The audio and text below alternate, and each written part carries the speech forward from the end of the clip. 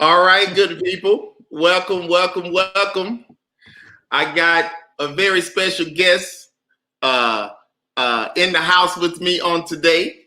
Very special to me, very special to the industry and the game of comedy. So I would like to welcome everybody to A Train Live, The Experience, or Behind the Scenes with A Train Live, The Experience, featuring our very special guest this evening, none other than the very lovely Miss Sylvia Traymore Morrison. Hey, Sylvia. Where is she? Where is she? I want to see her. I want to see her. Where? Oh, there I am. Oh, hi. Hey, Trey. How you doing? I'm good. I'm good. Thank you so much for joining us on Behind the Scenes with A Train Live, The Experience. Yeah, I'm excited about it. I mean, because every time you do something, it's like very, very exciting, and everybody watches it. So here I am. Yay! Well, well, good. So we're gonna try to cover a multitude of things today because number one, you have such a dynamic story, and you're still living your story with current chapters, current events, current pages. So we're gonna try to cover all of those things, and then also today is a very special day because last year this time we were in Washington D.C. Right. and we were with you as you celebrated your 50th year of doing comedy. Yes, yes. It was a big. It was such a big deal for me. So thank you guys for coming. First of all. Oh, and how dare I have bad manners? Thank you for having me on the show. I appreciate it. I Oh, really appreciate it. Thank you. no problem. Thank you for allowing to chop it up with me. Speaking of last year, you had some very special guests. You had a very special guest Mhm. that did a presentation at your 50th celebration last year. And do Right. you want to tell the audience who that very special person was? A Train. I mean, what? A Train. Stop playing. Stop playing. Thank you for your kindness, but I'm talking about Monique. Oh, you mean? Oh, okay. All right. Okay. Yeah. A Yes. Train was special too. Now, I mean, we were in D.C. You were all the way from Jacksonville. Monique did fly up from Atlanta, and both of you guys did presentations, and they were absolutely wonderfully amazing. And it was just a night to be at that 50th celebration. Awesome. So, with that being said, I just want to bring the audience up to par and take them into a little snippet because you had a wonderful, wonderful night planned that night, and it was like a pre-celebration. You know, most people have an after party. I think you had a pre-party and the award show, you know, and the celebration, and then after that, you had another shindig. But I want to share with the people just a little snippet of what took place and some of the words that Monique shared about you Okay. before that private room of guests leading up to the celebration. So let's just take a little. Let's just watch this for a second. Okay.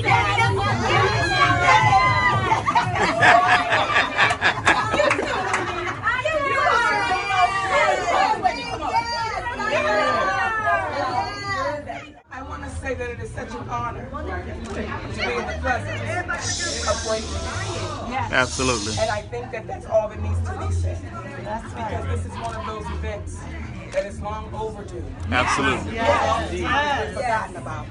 And we go unnoticed and we become nameless. Yeah. So to be in the presence of this woman like you, I'm honored. Yeah. I'm grateful to be in her company. So thank you very much.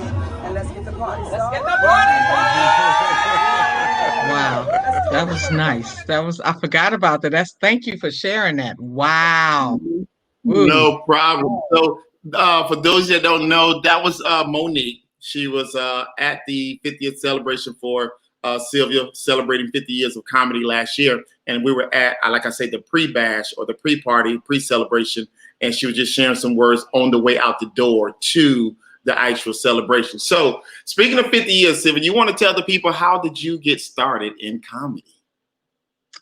You know, I actually got started when I don't know if I was 4 or 5 years old, but I could hear bees. I could hear bees, and I could also make the same sound as the bees. I could hear butterflies. I could tell you there's a bee coming. And my sister used to always give me, she said, ain't no bees coming. See, is there's a bee around here? And sure enough, the bee would show up. And they've been following me around for these 50 years, like I'm some big old giant pollen lollipop or something. I don't know what it is today. Why those bees like me, but leave. I don't want you to like just go, just at any rate. So I used to make these sounds of all these bugs, and I didn't know that that was the start of me becoming an impressionist. So Wow. I would hear crickets outside, and I'd go in the house and make the same sound as the crickets, and my parents would think that there were crickets in the house. So it was a Wow. way for me to just explore who I was eventually one day going to become. But I had no idea at the time. Wow. And I started doing the people in my neighborhood. I started doing imitations of people on TV, and wasn't that many people on TV because we're talking a long time ago. But then I saw these three beautiful Black women on a show called The Flip Wilson Show. Wow. And they were a part of the Miss Black America organization. And I listened intently because I was like, well, how did they get on TV? I want to get on TV because there were no platforms at the time for somebody like me, no platforms. Yeah. And they said, well, all you have to do to be in the Miss Black America pageant is fill out an application in your city and you can compete. And do you know, A-Train, I did exactly that because I wanted to get on television. Wow. And I ended up being on national TV. As a matter of fact, the first night of the competition, I tied with Bernadette Stannis, who happens to be Thelma on Good Times. Yeah. Come So on Thelma now. and I Come on tied. now. I don't think these people understand. Get this. Break it down That for night, the generation. We talking about Thelma from Good Times. Thelma from when she and I tied for first place. So I ended up beating her out because they asked us a question. But you know, Thelma had the bathing suit competition on lockdown. They told me that I had the talent on lockdown, and then there was the question. So that's where it went Nice. to me. But that night, she got a card to come into the audition to play Thelma, and they sent me to Europe to entertain the American troops. Wow. Yeah, Wow. yeah. So I stayed over there in Europe for about 5 weeks, entertaining the United States Army and military and Navy and Air Force and Marine, all of that, all of This it. is So yeah. groundbreaking because I like who else of color, especially a female of color back then, was granted the opportunity to go and entertain the troops. Well, how about So you want? Go ahead. I'm sorry. no. I'm sorry. Just go ahead. Like so your groundbreaking story has groundbreaking moments, in it as well. So it's just that's Oh, amazing. now while I'm in Europe, this guy who was I guess you could say our, what do you call the people that look after you? Your escorts or whatever it is. Well, he wasn't our escort. They actually provided, chaperone. He was our chaperone. Yeah. That's exactly who he was, because they gave us escorts in the form of United States servicemen, men who had served the country, and they were our escorts. Oh, it was wonderful. So this guy who was our escort was also the manager of a group called A Taste of Honey.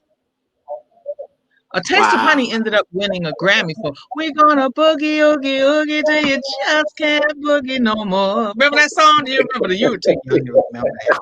But anyway, A Taste of Honey won a Grammy under the direction of Charles Brown. So while I'm in Europe, this guy had been following me because, we didn't have the phones, we didn't have the internet, we didn't have anything but television, radio, magazines, word of mouth, that kind of stuff. Yeah. And they would read about us in Europe.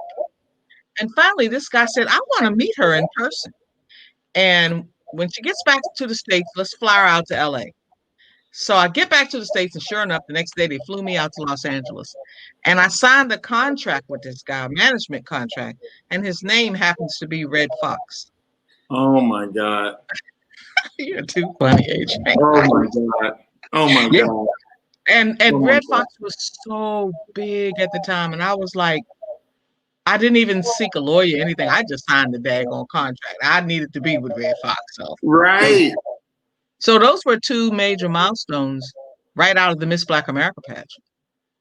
Because I couldn't enter the Miss America pageant because at that time, in order to be a contestant in the Miss America pageant, you had to be a Caucasian, period. So J. Morris Anderson created the Miss Black America pageant. And do you know the first pageant, he did it in Atlantic City down the street from the Miss America pageant. So you had the Miss America pageant going on here and the Miss Black America pageant going on right down. It was epic. It was so wild. It was like, wow. The Jackson 5 performed. Now, he attended your celebration last year, right? Yes, he did. Mr. Anderson, J. Morris Anderson. He drove. He's 85 years old. Do you know he drove from Philly by himself to be sure to get to that celebration because he said he wouldn't miss it for the world. And he came and he spoke and talked about the pageant that year. And I was really honored. So here you are. Red Fox is your manager.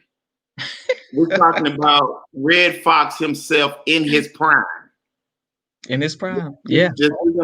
This isn't like somebody who is like, hey, yeah, one day when I make it, you know what I mean, I'll look out for you. But no, this is Red Fox in all of his glory. Takes you on the spot. Takes you under his wing as manager and just kind of do what he can to help you in the business. Yeah, you know, when I first arrived in LA, they picked me up at the airport. They didn't take me to a hotel. They took me to his office, and there were 8 people sitting in chairs because they wanted to see if I could do what everybody over in Europe was saying that I was doing. Wow. So yeah, I had to stand there in front of 8 people. I'm used to thousands over in Europe, in Germany, basically. Right. Because we spent most of our time in Germany. There I was in front of 8 people, not knowing how to address 8 Black people. Because you know, back at that time, there were no Black clubs. It was like really a weird situation. But I went on and did what I could do, and he said he wanted to sign me right there on the spot. If I wanted to sign, I didn't secure a lawyer or nothing. We're talking Red Fox. I said, "Give me where's the ink pen?" Right. Yes, I did. Because it just wasn't going to get any better than that. My goodness. So talk about, share with us, what was it like back then in those days, in the area of, we know what the world was like. Yeah. We know what America was like during that time, right. which you know is the parent to what was mirrored in the entertainment world. Right. But share with us, what was that like, being a Black female impressionist? Because here it is, for one, to be Black, you know, then 2, to be female, and then the area of comedy, that's another lane that really wasn't carved out for us, or anything. So what were some of the hurdles? What were some of the things you ran into just trying to operate in that capacity? Well, let's start off first with the fact that there were very few platforms to work on. And the platforms that were available were white platforms. Now, also, there were no Black clubs during that period. There were no places where Black people went out to see comedy. It was all white. It was all white, period. And in my mind, okay, you know what I'm saying? It's like, that's just, here we go. Because keep in mind, Train, I'm a young comic. I'm a young 20-ish year old girl at the time, woman and girl, female, however you want to put it. But I remember hearing about this club in LA because I wasn't doing much work with Mr. Fox yet. So I decided I would go and check out this club called, you ready? The Comedy Store. And at the comedy store, I met a couple of guys who were not famous yet. Oh, they were on their way. Those guys were Jay Leno, David Letterman, and Robin Williams. Oh, And come on. Robin Williams used to, we would all get in line together. And I didn't see anybody look like me. Nobody. And Robin Williams would always say, you know what, Sylvia, you're going to be big. You're going to be big. I'm like, okay. Because nobody had seen a Black female comedic impressionist. Now, keep in mind, at the time, there were very few Black women stars that I could emulate that were on TV regularly. Right. So I was doing people like Jane Hathaway from the Beverly Hillbillies. I was doing Lily Tomlin. I was doing, Betty Davis, Joan Crawford, Joan Rivers. These were the people that I was emulating. So, and I did a couple of guys. I did, what is his name? Oh, that's so Neighbors. Golly, from the Andy Griffith Show. Right. It's been so long, you know. And then along came Diana Ross and Tina Turner, and that was like, I mean, that was like just the biggest thing. So this is your class. This is your class of comedians. Yes. Those are my. Oh, and I haven't finished with the class now because, well, I ended up having to go to New York, and I ran into a guy named Jerry Seinfeld up there. Now, please know that these people were not famous at the time. They were struggling just like me, but they had one thing that I didn't have, and they were white boys. Boys, right. I mean guys. These were white guys, right. And it was their genre. Black women just, the only Black woman that I'd heard of at that time was Moms Mabley. I heard that she was big in the comedy industry, and she died in 1975. Other than that, there were no other Black female comics that I knew of or had heard of that I could connect with. None. So you're stepping into this world of comedy from starting out understanding that you have a gift to duplicate sounds and mimic people and voices. Yeah. And then you step into this thing, into this beauty contest. Next thing you know, you're overseas performing for the troops. You're back home standing before Red Fox, and you're you're on this comedy circuit. And here are these young guys: Seinfeld, Jay Leno, Robin Williams, David Letterman, Robin Williams, and I also met Elaine Boozler. Oh, I have a good story with Elaine Boozler and I didn't meet Rosie O'Donnell at the time because I don't think she was in comedy yet. But I ended up because in the meantime I wasn't getting paid for any of this except for my trip to Europe. The United States government did pay us, but everything else I did for 10 years, I didn't get paid. For 10 years, you didn't get paid. So no. I'm gonna let you finish this piece about. You have something you want to say about Elaine Boozler? Oh yeah, well I was going to say my first paying job was opening for Elaine Boozler. I went. There's a white club in DC. It was called the Comedy Cafe.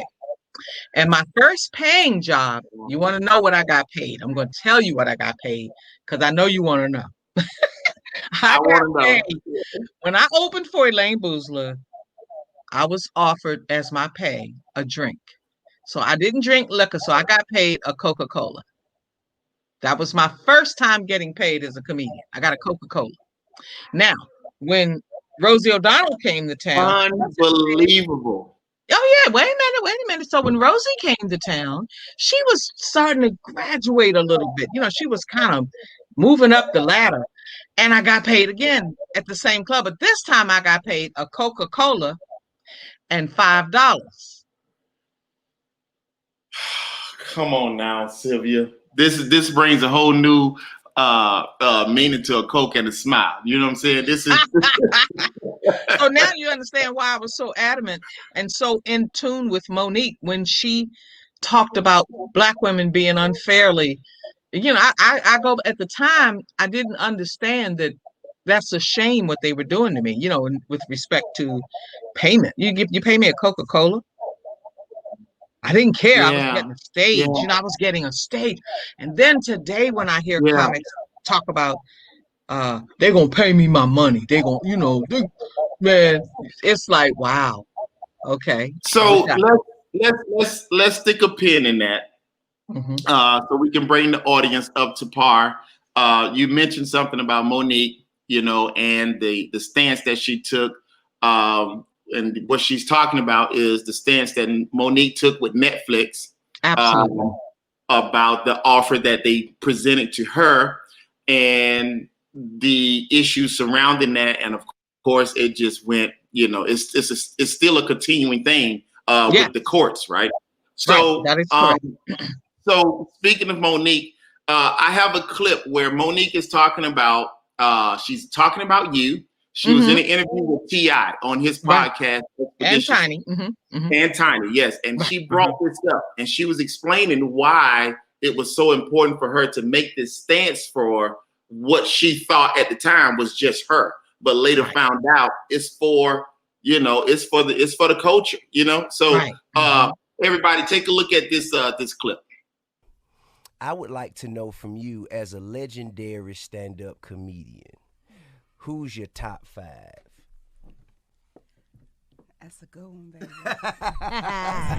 To say a top 5, I don't have a top 5. I think that Richard Pryor is right there. And it's another woman that I would like to put on that list who really opened the doors up for so many of us. Mm-hmm. Her name is Sylvia Morrison. Sylvia Morrison. Yes. Haven't heard of her. She's been in the game for 50 years. She's still alive? She's still alive. Okay. She was the first black female writer on Saturday Night Live. Okay. But what they did was they gave her the title as production assistant. So when it goes down in history, you never see this woman's name. Damn. So again, it's a black woman. Damn. Right? How many impressions can she do? She can do, oh my God, over 100 impressions. And she toured with Whitney Houston. She was the one the night that Muhammad Ali and Billy Crystal. Mm-hmm. Remember when Billy Crystal was at the roast for Muhammad Ali? Okay. Well, actually, her name was Sylvia Morrison, and she went before Billy Crystal. Mm-hmm. And Muhammad Ali raised her hand up as the champ. He says, "This one right here, this is our winner." They cut that part. What? And they put Billy Crystal in the way, and it took Billy Crystal's career like this. I didn't know But they that. cut Sylvia Morrison totally out of it. Wow. So she has to rank up there for me because the ass whippings that black woman had to take. Jeez. She said, "Monique, I did it for 10 years and never got paid." She said, "So when I saw you with this lawsuit with Netflix," she said, "I cried. I was so proud." She said, "Because it's for all of us, all the black women in this comedy game who's never been paid fairly, who's never been treated fairly. And you gonna take the stand?" I said, "Well, I had no choice. I had no choice to say I'm not gonna do anything. I had no choice." But when you know women like that, Right. that you did it for 10 years and didn't get paid at all, Damn. just for the love of it, and you still getting mistreated, but you won't walk away from it, she ranks up there. Well, we need to celebrate this woman. Well, Yes. you know, Especially. Wow. Wow. So this is Monique on T.I.'s podcast, Expeditiously, talking about and giving homage to you and the route that you've carved and the things that you've taken and endured for the sake of comedy. And she's coming to a realization that the stance that she's taken with Netflix, the message it sends for the industry, or sends toward the industry, because she's standing on the shoulders of people like yourself. How does that make you feel, Sylvia? You know, when I first, I remember the day she did the Netflix thing with the public, and so many people came down on her. So many people just, oh my God, they dragged her through the mud. And I sat there and cried because I said, oh my God, I wonder if she knows that I didn't even get paid at all for 10 years. Yes. And here she is standing there talking about, I'm not dealing with this, and I'm how can you do this to me? How can you do this to us? How can you do, I sat there, A Train, and I bawled my eyes out. I said, does she realize? Because I didn't know her at the time. We Right. weren't friends at the time. And I Right. was like, does she even know what she's doing to people, for what she's doing for people like me? Wow. You know, because they didn't give me nothing. And Wow. then 40, 50 years later, they're going to offer her a lousy little. That's almost the same as me telling my story about I got $5. And here she is, an Oscar Award winner, and they're offering you $500,000, but they're giving everybody else millions. But they take the only Oscar winner, the only one, and a woman whose career has been so huge and mighty, and they offer her $500,000. I immediately stood up with her in my living room. I stood straight up and I said, I'm with you on this one, Monique. And I'm sure I've done a couple TV shows, talk shows since then, and I'm sure people kind of looked at me side-eye when I said I stand with Monique. To this day, I stand with her. And this might even be bad for me to say, and I'm sorry, I don't care because I stand with her. As much as Netflix is such a giant and it's so big and it's so huge and it's so amazing, I'm with Monique. I'm with Monique. That's my girl. I appreciate what she's doing because when I think about it, A-Train, she's one of few women who are in position to take a stand like that and make noise about it. And now people are starting to apologize to her. They realize now where she was coming from, why she was doing what she's doing. See, I saw it from the moment she did it because I reflected back on my $5 and a drink days. I want you to think about that. You do a show and you get a Coca-Cola. Thanks for being on the show. They're paying the white girls. They're paying them. They're getting money. But you get a Coca-Cola. I'm going to ride with Monique the whole ride. I'm going to ride with her the whole ride. The whole ride. The whole ride. I'm with her. I love it. So talk about this night. Oh my God. What a night. Oh so my God. This beautiful young lady standing there at the podium, and why is she standing there with the greatest boxer of all time, Muhammad Ali, in his prime? What's going on in this picture? A-Train, this may have been one of the most blessed nights of my entire career. They had announced in the New York Times and all the magazines, just all over I was living in New York City at the time, and they announced that they were roasting Muhammad Ali. Now, again, you're right. He was in the middle of the prime of his career. He was Muhammad Ali. He was the most popular man in the world. They'd written more books about Muhammad Ali. The only person they wrote more books about is Jesus Christ. Jesus Christ. Ali is number 2. They've written more books about him. But anyway, so they're doing this roast, and I wasn't invited. I mean, nobody knew me to invite me, but I had to be at that roast. I had to be at that roast. So I decided I would crash the roast. I had to do something. I mean, the tickets were off the chain. It was Muhammad Ali. Everybody who was anybody was going to be there. Everybody who was anybody was going to be there at the Apollo Theater in New York City that night. So at the time, I was dating a guy who played for the Spurs. He lived in San Antonio. So I'm in San Antonio, and I got to get home that day because the roast was that night. Okay. And I get a phone call from the girl who was Miss Black America we went to Europe together. And she said she knew that I was going to crash the roast. And she called me and she said, sit down. And I said, okay. She said, you just really aren't going to believe this. You're really not going to believe this. And I said, okay. She said, because Richard Pryor was supposed to host it. Wow. Richard Pryor was the host. Now, I'm a comedian. I gotta be there. I have to be there. Yeah. She said, you're just not going to believe this. I said, okay, what? She said, Richard Pryor canceled today. He just canceled. And Dick Gregory, who was in charge of everything, had nobody to replace Richard Pryor. Wow. And she told him all about me. And she said, Mr. Gregory, I promise you, if you let this girl host the roast. I said, what? Do what? She said, I told him if you let Sylvia Traymore Morrison, well, at the time I was just doing Sylvia Traymore. She said, if you Right. let Sylvia Traymore host this roast, you will not be sorry. And Mr. Gregory, without ever having seen me, hadn't heard of me, didn't know if I was good or not, took her recommendation and said, bring her in.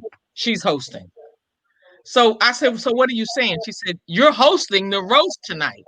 Get on Wow. the airplane and get here to New York City. Wow. And that is how I got to be. I'm the only woman, this is what they tell me. I'm the only woman in the world, black, white, blue, green, yellow, whatever, who's ever hosted a major roast. And I was only in my 20s. Only in my 20s. So there I was with Muhammad Ali. And look, Dick Cavett was there, Fred, all the ball players, football players, basketball players. I mean, they were all there. The place was so packed, it was busting at the seams. People were standing up, sitting on the floor. They wanted to be at that roast. And So you got a chance to, did you get a chance to do an impersonation of Muhammad Ali? oh my God. How about this? I had just taught myself to do an impression of him. Okay. And I'm on stage, A-Train, and I'm thinking to myself, should I do the impression? I said, this is your shot, Sylvia. You gotta do the impression of Muhammad Ali. You have to. And I said, God, now you're gonna have to help me with this one. Because this is either gonna make my career or break my career. It's gonna do Right. it. So I decided to go for it. Because when else was I ever gonna get a chance to do Muhammad Ali in front of Muhammad Ali? This is what I'm thinking to myself. So A-Train, I went out there on that stage and he was there waiting for me to introduce him. I never forget, it's so plain. And I saw him in the wing and I'd never seen a man like that. I'd never seen, Mr. Ali was truly made by God himself, if you ask me.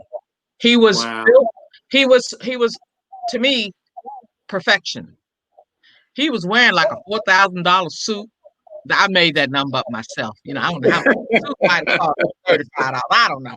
But I said he's with, oh my God. And he was standing there and you know, he had his famous Muhammad Ali look in the background. Right. You know, Right. I was like, go for it, Sylvia. Just go for it. I said, God, please let me do good. So I said, Mr. Ali, if you just give me a second. And he did. And I went out there and did my impression and tore the house down. And that's when he came out there and raised my hand. And, you know, it was just amazing. It was absolutely amazing. And that night, Train, Garrett Morris from Saturday Night Live came over to me and said, you need to meet my boss. He's going to love you. So they sent a limousine for me, I think it was the next day, and took me over to NBC. And I met Lauren Michael, and they hired me on the spot as an associate writer. And this is for Saturday Night Live. Saturday Night Live, yes. They took me over to meet Lauren Michael, and he liked me right off the break and brought me on board that night. That day. So there I was hosting the Muhammad Ali roast on national TV, and then get invited to NBC to meet Lauren Michael, who was delighted that, and you know what, I have to give Mr. Michaels, I'm gonna have to give him a little bit of pride. He did tell me at first that I would not go directly on the show. He said, you'll do some, you might even get us a cup of coffee. Now I didn't understand what associate writer meant at the time. Right. All I knew was that it was Saturday Night Live, period. So my first job at Saturday Night Live, I was working with a singer by the name of Linda Ronstadt. And back then she was huge. She was, and she still is basically, you know, she's a legend. But I didn't realize until a few people called it to my attention. They said, that's why he gave you the title of associate writer, productionist, or whatever you want to call it. Because they didn't have to pay you, and they don't have to list you. They don't have to acknowledge you. They don't have to do anything. So I never get a chance to be on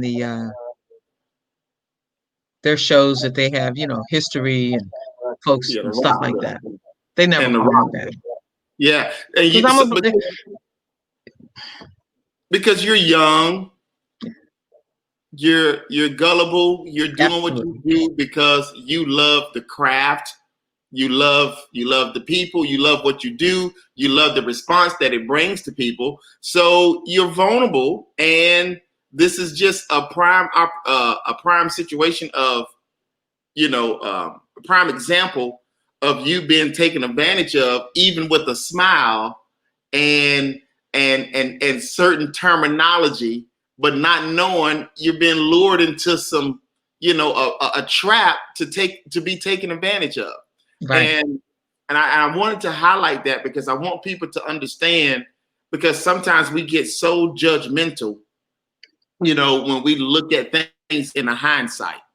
And Right. people like to say, oh, why they didn't do this? Or, you're Right. supposed to have, Right. you're supposed to do this. And that's all well and good when you're down the road. Right. But in the moment, Mm-hmm. when time is happening in real time, you're just this young lady. You just had the peak of your career. You just got off the stage with imitating Muhammad Ali and hosting his roast. So you're on a high. Somebody pulls you to the side, say, hey, I want you to meet my boss. Oh, he's going to love you. The boss meets you. You see that it's Saturday Night Live. That's all you hear. You're young. And they say, yeah, we're going to bring you on as just an associate, blah, blah, blah. Not knowing this is pimp lingo. Absolutely. That's exactly what it was. Oh, A-Train. That's exactly what it was. Oh, you are so explaining it so well, because that's exactly how everything went down. And that's exactly how it went down. They're so sophisticated and suave with their approach. And I just want to put this out there, not only just share your story, but so that people can understand how snakes approach you. Yeah. So I want to stick a pin in that. And I want to fast forward to my wife, Tracy, a few years ago. She was watching an award show where a friend of hers was receiving an award as well. And it just so happened that you was also was an award recipient that night. And okay. I think you're talking about the Lifetime Achievement Award from Indie Authors. Yes. Okay. Yes. Okay. Yes. So Tracy had never heard of you, my wife. She had never heard of you before. And she said when they introduced you and they started rattling off of, the things that you've achieved, your accolades and all of this. And then she was like, well, who is this? And she said, once you started sharing your story and you got on stage and sharing your story, talking about your journey, talking about the business and the things that you went through and the stage that you performed on and the people that you work with. And then she said, you got to the part where you started doing your impressions. And she said, it was like you transitioned into these other people as you were impersonating them. And she was like, oh my God, I have got to tell Train about this. So she got me in tears, A-Train. That is so sweet. Go ahead. I'm sorry. She told me about you. So we started researching, and I found footage of you on YouTube and different things online. And I had read so much of your story just from little bits and pieces and nuggets and like straggling things. And I was like, it didn't matter to me. All I want, because I am a history buff, number one. And then I love my people, number two. Okay. And I love the culture of comedy. And I love paying homage to those who have really paved the way for us. And the fact that I discovered that you were still here and still in the business and still, I was like, where is she? How can we, I love this lady. And I had never, we had never met each other, seen each other, nothing, but just your story and the things that you persevered through. And I'm like, this is amazing. And so I have this new list I have a new name on my list of people that I honor now. On that list, I have Dick Gregory. He has always been my ultimate, and I tell people he's the one that started it all. You know, he got onto the scene before Bill Cosby, and that whole thing. And I have on my list, of course, Pryor, Steve Martin, Robin Williams. These are my like my top 5. Okay. Right. Okay. And so I added Sylvia Traymore Morrison to it. And when I talk about her, when I talk about you, people are like, well, who is that? I was like, oh man, you don't know about the game. You got to study the game, Wow. And lo and behold, I'm in DC, and we're at the Improv, and was that Bill Bellamy headlining that weekend, but we're at the Improv. The show is turning out. People are in the lobby talking at the bar, in front of the bar, trying to walk by. They exiting the building. And I spotted you. I told Tracy, I said, hey, is that who I think it is? And she was like, you think that's? I say, that is Sylvia Traymore Morrison. That's the lady you was telling me about. This is the lady that we've been watching the YouTube and I've been studying.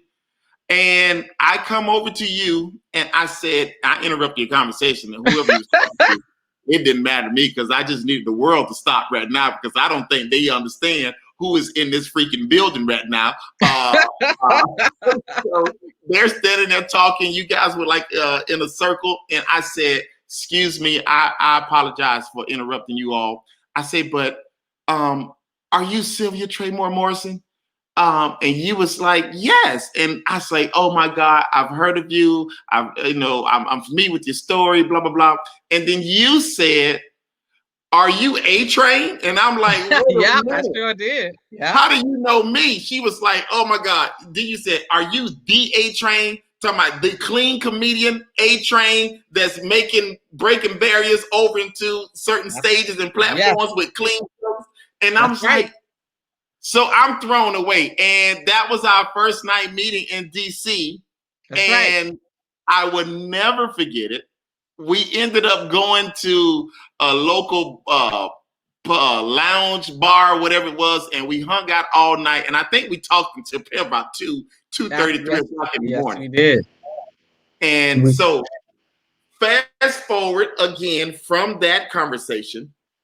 And I was like, I have got to get you to Jacksonville to A-Train Live, the experience. Yeah, that's what you said. And I was so adamant about it.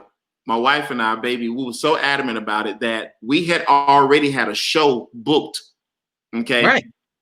And I was like, okay, well, I don't have to remove them. And I'm not finna wait until we get an opening slot down the road. I was like, no, on the next show, we're just going to fly Sylvia in.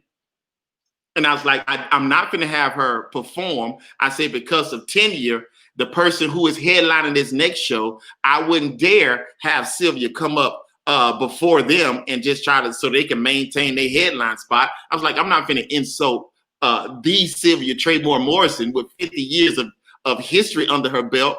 I was like, no. I was like, so I know we got a headliner book, but here's what we're going to do. She don't have to perform. I am going to fly her down. We are going to put her up, tell her to bring her books, her product, whatever. And I just want my audience to get a chance to see and meet and greet and hear from this living legend that we have in the midst of our community as comics and in the midst of our community as Black people. And I'm not waiting for no other platform to say that they're going to honor Sylvia Traymore Morrison when I can do that myself. I don't need nobody honoring who belongs to us. Like, she belongs to us. So I'm going to lay it out. So, and I'm putting this out there because I want some of these other promoters, some of these other platforms to understand when you bring Sylvia in, you don't bring her in no other way other than flying her in, taking care of her, putting her up and doing her how she's supposed to be treated. So I want you to know that is the step that we did it on. So don't be talking about, oh, I saw you do A-Train Live experience. I know you can come and do, but you need to understand how we brought her in. We brought her in with as much honor. We brought her in with as much dignity as we possibly knew. And I'm telling you right now, this woman came to our city, Jacksonville, Florida, A-Train Live, the experience, and the people absolutely loved her, just like I knew they would. She tore the house down with her impressions. Forget whoever I had booked before. We talk about Sylvia Traymore Morrison. I got her into the house, gave her the microphone, and just told her, just share some words. Just speak to the people. And then we had a sit-down interview after the show, after the headliner. And we began to allow her to share her story some more and take some questions. And she received so much love from our audience in Jacksonville. Mm-hmm. And I checked with Sylvia after the show. I say, so how did you do on your product? What did you say, Sylvia? Just like, I'm going home with an empty suitcase. Sold out. I love Jackson. Let me tell you something. When I came down there, first of all, meeting you and Tracy was so positive. It was so, because we sat there for hours and we talked. And I don't be trying to sit around all that time and talk. But you and your wife were so gracious and you're so respectful. And I knew that you were the bomb, but I'd never seen you live.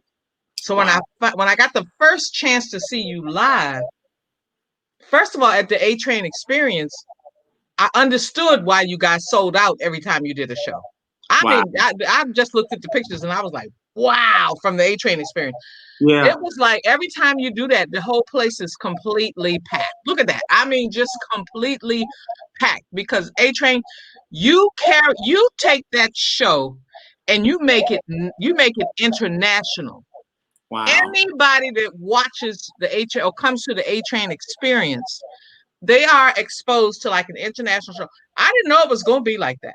I was so proud. I was so impressed and so taken aback at the show itself and how you like, I've never seen you do the same joke twice. I don't know how you do that, but I've just never seen you do the same joke twice. And if you do decide, I think I may have heard one joke that was similar to one that you told. Similar now. It ain't never going to be the same thing. But I decided then and there, I said, I'm going to adopt these two.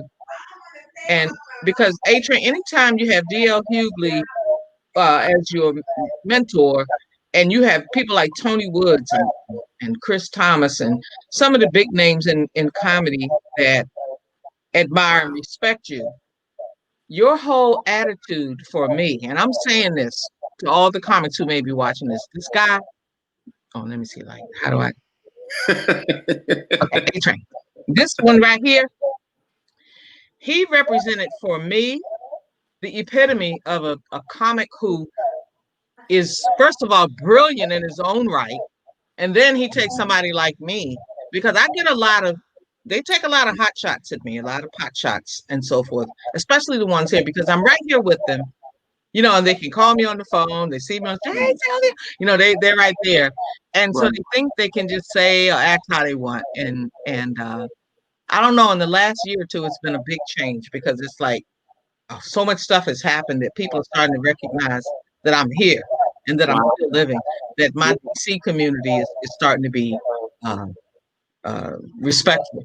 But coming to Jacksonville was like an amazing experience for me, because it was so much love. It was so much love in Jacksonville. I mean, your audience and your wife, Tracy, oh my God. I said, A-Train, no, what, it's like you two, and I'm sorry to take the interview. I never get a chance to say this to you and Tracy. I never get a chance to say this, but the two of you together, that woman is so good for, in my opinion, for you in your career. because it's almost like it's her career. And she has Absolutely. your back so deeply, and it's so wonderful. I sit back and I watch. First of all, she's absolutely gorgeous, but then you forget Yes. how physically pretty she is because her heart is so beautiful. And Yes. her drive to make sure that A Train does the best that you already gonna turn it out with your comedy. We already know. Look, I don't already got used to that. I already know you're gonna kill the whole scene. You're gonna kill it. You're gonna come out there on the stage and you're gonna kill it. But to watch Tracy take care of little things going on in the back to make sure that you're okay, that thing blew my mind. So Yes. kudos to both of you. Thank you so Kudos. much, Sylvia. And Thank you. you did bring me down there like a queen. I felt queenly coming down there. And this dude and his wife, they do not play. Tracy would not let it go until she knew that I was completely taken care of. When I tell you completely, she wanted to make sure the table was in the right place for the books. She wanted to make sure that I was comfortable. She wanted to make sure that I was in a position where when the people came out, I'd be right there. And she made it so that I sold every book I had, everything that I had was gone. Jacksonville, I love y'all. Wow.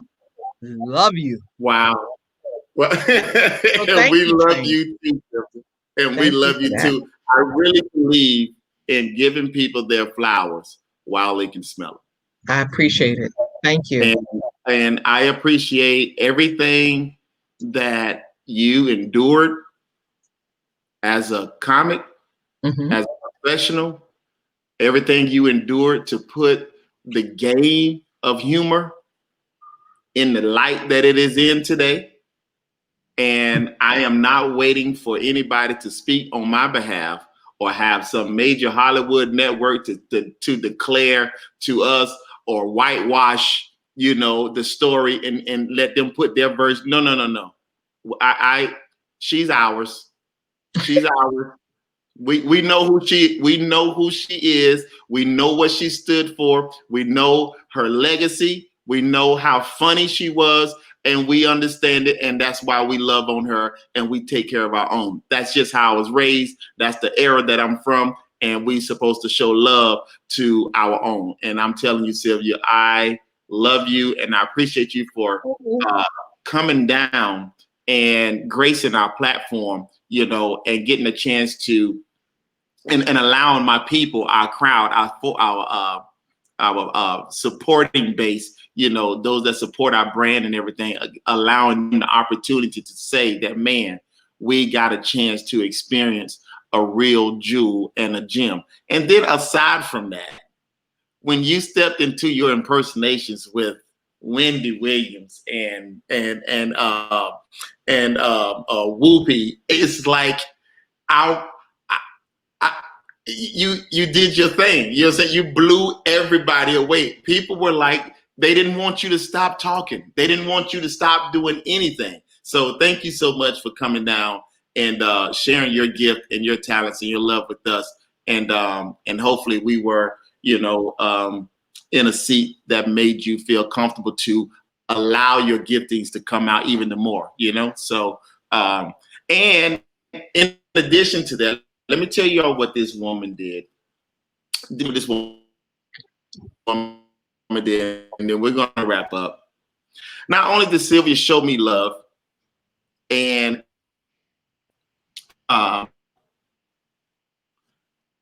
let's see here. Not only did she show me love and embrace me as a comic, but Sylvia also threw work to me. She was like, "Hey, come on, Train. I'm performing over here. I want you to go with me." And she shared. That's right. Mm-hmm. Out in Vegas, and I've always wanted to do something in Vegas. It has been my dream to tell her. I don't care if it's a knock joke. Just give me 30 seconds. It's somewhere in Vegas. And Sylvia had a gig out in Vegas, and she were instrumental in carving out a slot for me so that these people can put me on and have me do whatever Sylvia said I can do out there in Vegas. And I'm telling you, Sylvia, I thank you so much. I appreciate it. You always have a place in our heart. And Thank you. Well, there's no way. I'm very particular about choosing comedians to go on a show with me, especially if I recommend them, because whatever that comic does, it's going to be a reflection on me. And I had enough yeah, trust, faith, and yeah. belief in you. I can put you. I know to this day I can put you in front of any crowd. I don't care what kind of crowd it is. A Train is going to earn his keep. You have never failed. There's not been one time that I've seen you that I didn't go, oh my God, this dude, where does he get all this stuff from? Where does he get? And sure enough, each time and that's why I don't have a problem saying, A Train, come on, let's do so and so, because I know you're gonna serve. I know this. Wow. So I'm fine. It's like, let somebody ask me who are the comics that I would take on the road with me. Is A Train name gonna be right up there, right there with whoever else I'd have to think about. But I already know that you would be somebody, because I've seen you in several different settings of audiences, and each time each time A Train, you deliver. So thank you for that. Thank you. I can recommend you, and I ain't got to worry about nothing. All I'm gonna wait to hear the person say, "Where'd you find him? Oh my God, he killed it!" When you did that joke, we were at a senior citizen, because I do a whole bunch. I do my senior citizen gigs because they can identify with a lot of the impressions that I do. But you were there one night, Right. and you told this one joke that but they couldn't stop laughing. It was like, okay, just end the show, because they ain't gonna get over this joke. It was so brilliant. It was so, I can't remember what it had something to do. I don't know, because I done seen you do a bunch of brilliant stuff, but I'm glad that God put you in my life. You and Tracy are just amazing, and I have to thank Nikki Moore, because if it wasn't for Nikki, like she said, those are my friends. She's like, A Train. Everybody wants to hold A Train and Tracy in their hand and say, "These are my friends." Me too. Look, me too. They're my friends. Yeah. Well, shout out to Nikki Moore. So I am going to thank you for everything, and I want to end on this. All of us have our interpretation of you, what you stood for, the whole nine. But what is it that you want people to remember and to know about Sylvia Traymore Morrison? What do you want them to understand? What's your mission? What's your legacy? What do you want us to always take with us? Well, I try to say this whenever I'm being interviewed or whenever I'm on a show.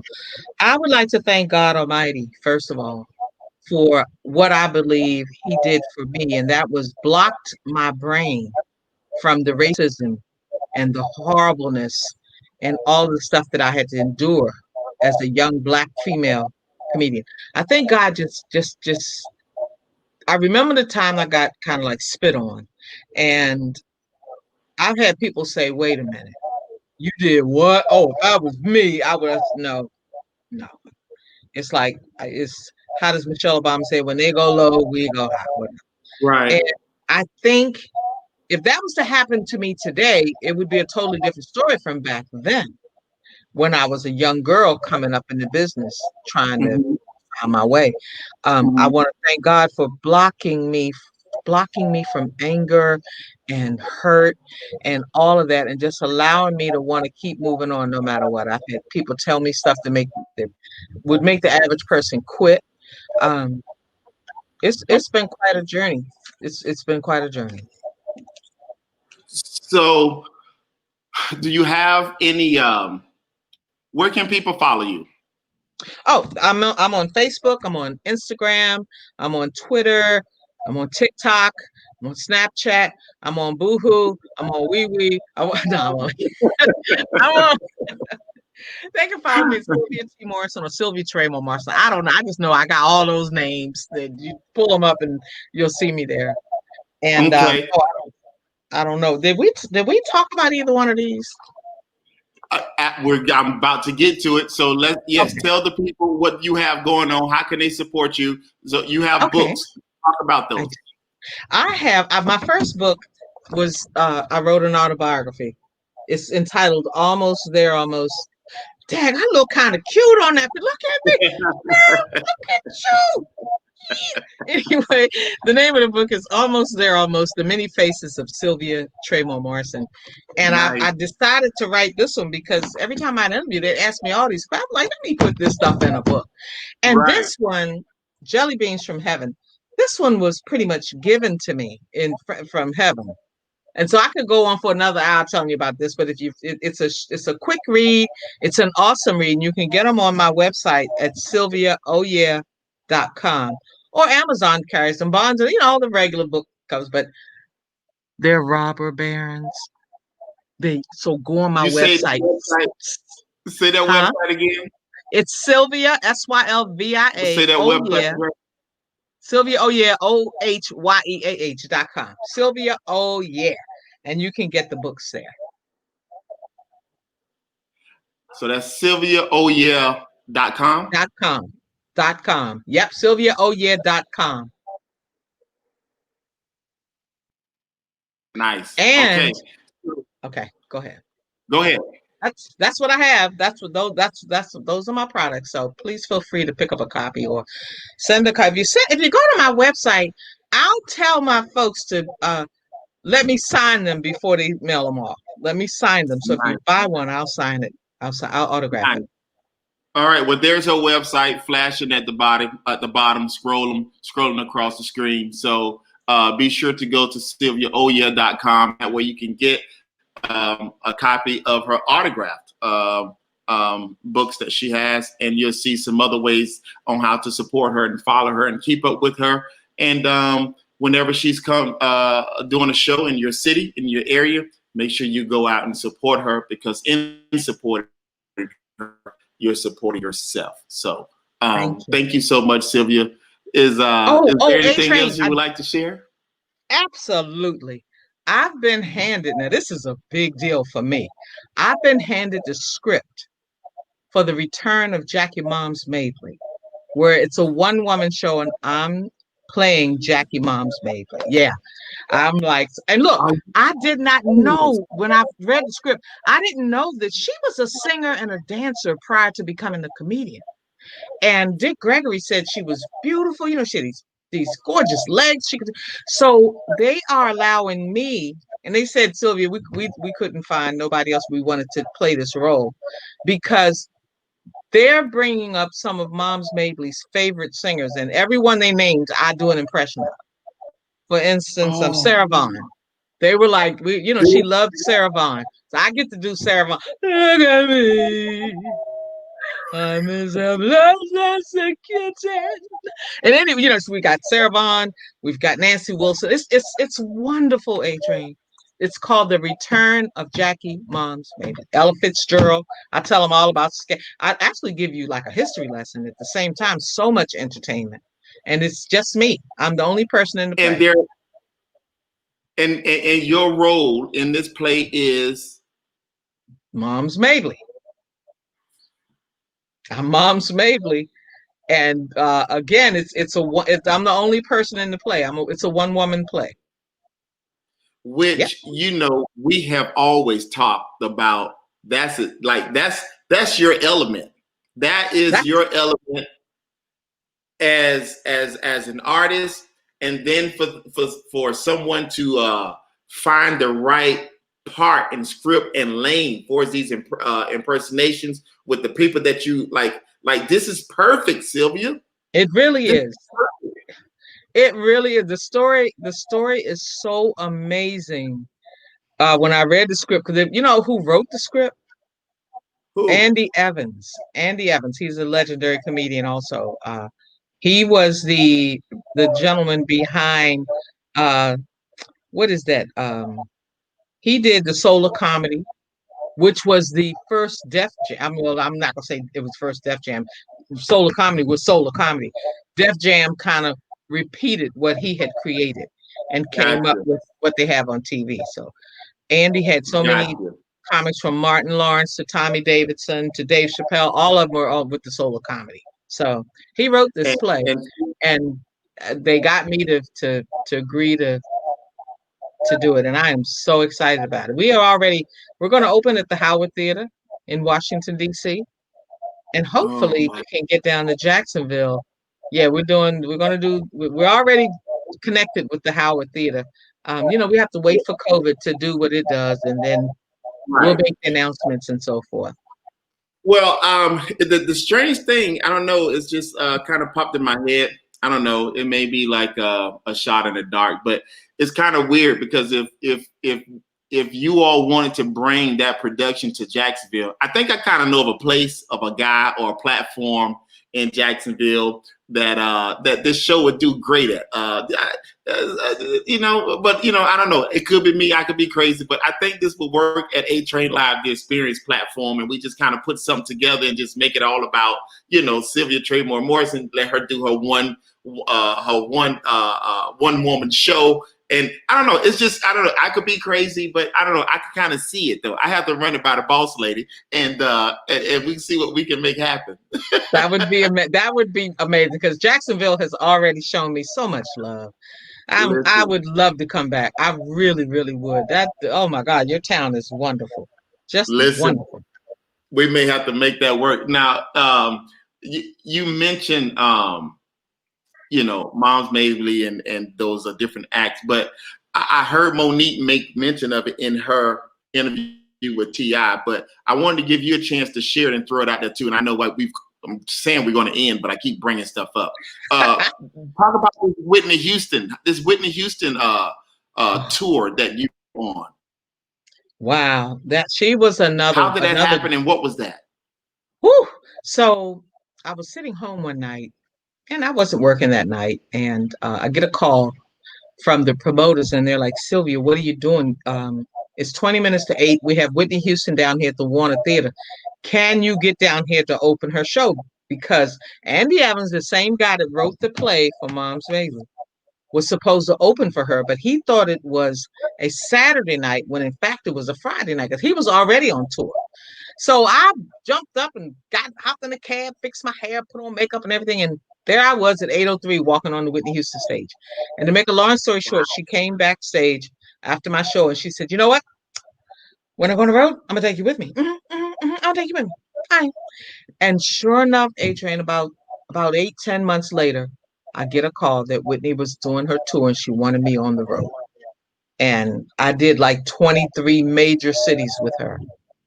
It was the most incredible time of my life because she was the biggest thing in the country at that time. She was winning Grammys, American Music Award, and she did not want anybody else on that show. I opened, she closed. They tried to get her to get a band. She said, no, I have Sylvia. And I remember, when I think of that, because at the time, now I'm in my 30s when I go out with Whitney. And I'm like, wow, Whitney Houston doesn't want anybody else on the show. And I didn't realize the impact of that until years later before she died. She was like, no, I wasn't having anybody else on the show. I had what I wanted. I knew what I was doing. They didn't know that I knew what I was doing, but I knew what I was doing. And so I'm very thankful for that. That was a big deal. That might have been the biggest tour I did. I've toured with a lot of people, but Whitney was the one. She was the one. Yes. Till this day, she is still. I still get, I still get some good opening, but like Monique had me out in Vegas on her residency. I did 9 shows with Monique at her residency. Awesome. Let me tell you how much of the bomb she is. She is a Black woman that she's the first Black female comic to have a residency in Las Vegas. In Vegas. And she invites me to come out and be on her residency. I can't even think most people ain't gonna invite you to be on their residency. They're probably happy that they have a residency. But Monique brought me out there. I did 9 shows with her out there. With the last night being a lot of stars came out. George Wallace came out. And he came backstage and got me, and he took me on the show with him. So it's been amazing. It's still being amazing. Say it again. Yeah, this is what I'm talking about, Sylvia. Like I believe in people who have that mindset. A lot of times people like to say, "Oh yeah, they talk a lot, but at the same time, if you have something in your hand, no matter what it is, and you really have it in your heart to do something with me, for me, or what have you, you would make room and you would do it. You're not waiting for something down the road. And I really admire people like that. And I'm telling you, kudos to Monique, kudos to George Wallace, because I'm telling you, people with that mindset are far and few in between. You know, that's true. like I told you, hey, I don't have much, but what I do have, I have a platform in Jacksonville. And yes, the show is already booked, but you know what? I don't care. You're coming down on the very next one, and you can. So, and it's like, that's what we're supposed to do as a people. When you love somebody, when you really do want to honor somebody, you'll find a way to do it. You'll find a way to do it. So, and I just would like to highlight that again. Yeah. Yeah, no, go ahead. And that's why, you know, whenever I can fit you in on a show, I feel like the same way Monique feels about me being seen by the world, because she already told me, she's like, I got big platforms, kind of huge platforms. I'm going to talk about you. I just want you to know. And sure enough, she already started. I know she's going on the Breakfast Club. She's going on the Real. She's going on the View. You know, she said, I'm going to tell people that you exist. And I kind of feel like that about you, because I've only met a handful of comics. And I told you this early in the interview, that I'm totally comfortable with, you, of course, being one of them. I never have to worry about you. I never have to worry about whether or not you're going to be good. I don't even have to worry about it, because I've watched so many comics. You know, I've seen thousands of comics down through the years, thousands. And I have seen you in a couple of instances see the show maybe trying to go over this way, and you'll take it and bring it back to center stage. And it's amazing. It's awesome. You are just awesome. And don't you never let nobody tell you that you're not, because you are. And I hope you never get in your mind that you not going to do comedy anymore, because I will fly down to Jacksonville myself and pull you up on a stage, because I don't ever want you. If you just hold on. Just hold on. So tell Tracy I said hello. And thank you so much for having me. I appreciate you. I really do. I sure will. No problem. And thank you so much for joining us. There you have it, ladies and gentlemen. We have Sylvia Traymore Morrison. Make sure you go to her website at sylviaohyeah.com and snatch that book up so you can see what those jelly beans are about. And you can see those many stories, many faces of Sylvia Traymore Morrison. And show us some love. Black author, black pioneer. You know what I'm saying? Trailblazer, living legend. Go and show your love to her right now. Thank you, Sylvia. This has been another edition of Behind the Scenes with A-Train Live, the experience, featuring Sylvia Traymore Morrison. Good night, everybody. Thank you all. Good night, everybody. Thank you, A-Train. Thank you, Tracy.